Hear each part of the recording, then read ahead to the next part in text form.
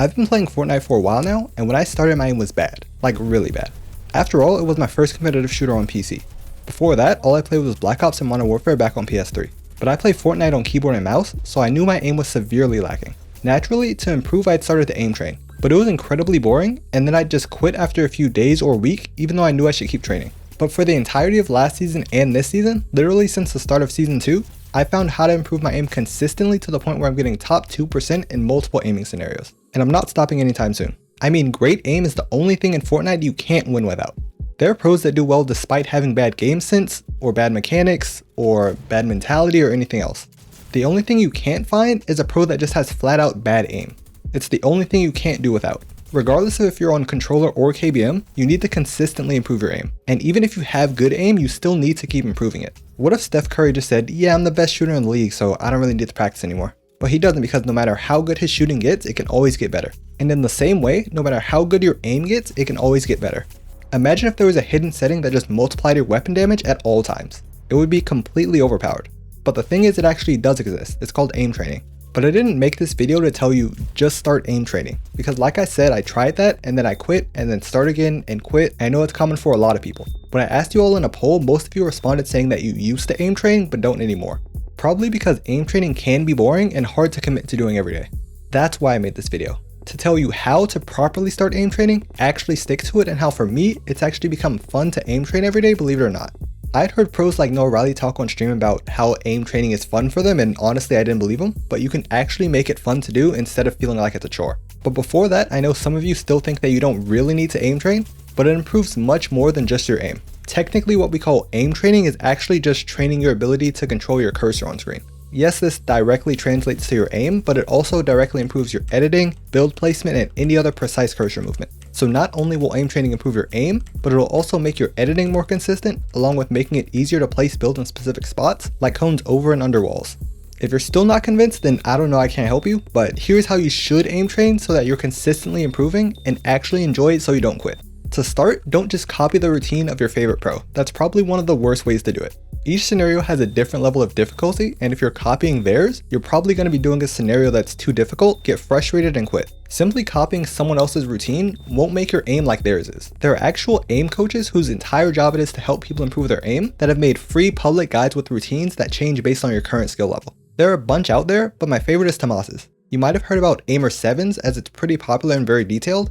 Tomas's is actually an addendum to that, which is more recently updated and more importantly has multiple options you can choose between, which actually leads me to my next point, which is that you need to make a routine that you like over everything else. Usually we'll grab a routine from somewhere and then try to convince ourselves to keep doing the scenarios even though we hate doing it. This is exactly what makes you dread even starting to aim train the next day and end up skipping it altogether.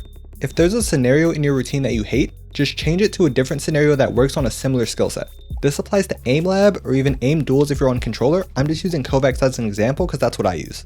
But if your routine says for you to play Bounce 180 Sparky to practice click timing, but you try it and you hate that scenario, replace it with one of the other click timing scenarios that you don't mind. Think of it just like diet and exercise. It doesn't really matter if squats are more optimal for muscle growth if you hate it and you take breaks all the time. If you like leg press instead, do that since it works the same muscles. Doing leg press constantly is going to be much better than doing squats twice a month. So instead of making the best routine, which doesn't actually exist, make yourself a routine that you know you can stick to. Now that you know how to prepare to aim train, it's just as important to look at how you aim train in the moment. Too often people will focus on getting the highest score they can each run, thinking that shows their improvement like it's a pinball game or something. But that's not at all realistic expectations or even a good way to track improvement. Again, comparing it to the gym, if every day you go expecting to hit a personal best, you're just going to be sad most times after you don't hit it. So instead, put on some music, a podcast, or whatever you like listening to, and focus on enjoying the music while you do the routine rather than focusing on your scores. Just make sure whatever you're listening to isn't too loud so that you can actually hear the game. You react faster to audio cues than visual, so hearing the game is actually important to your aiming. Sometimes when I'm aim training, I kind of zone out listening to music and even forget that I'm aim training. Then when I realize, I'll check my past scores and see that I actually beat my score by accident sometimes. But you have to realize that beating your personal best doesn't actually mean your aim got better. If you get a score of 70 and then get a score of 80, it doesn't mean that you aim trained better when you got the 80 and therefore improved more. You'll pretty much improve the same amount regardless of what score you got. Plus there's so much variance and randomness in each scenario that it's not worth worrying about at all. As long as you did the aim training, you can trust that you helped improve your aim regardless of what score you just got. The scores you really want to look at come after aim training.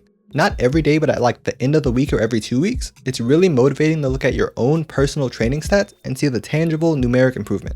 Especially when you first start, you'll improve pretty quick, and seeing that improvement displayed in front of you is huge. I actually plotted it all in Excel because, well, I'm dumb and didn't realize there were extra tabs already built into Kovacs. Okay, but for you, you can see all your data in the stats tab. However, it's important to not look at too small portions of data.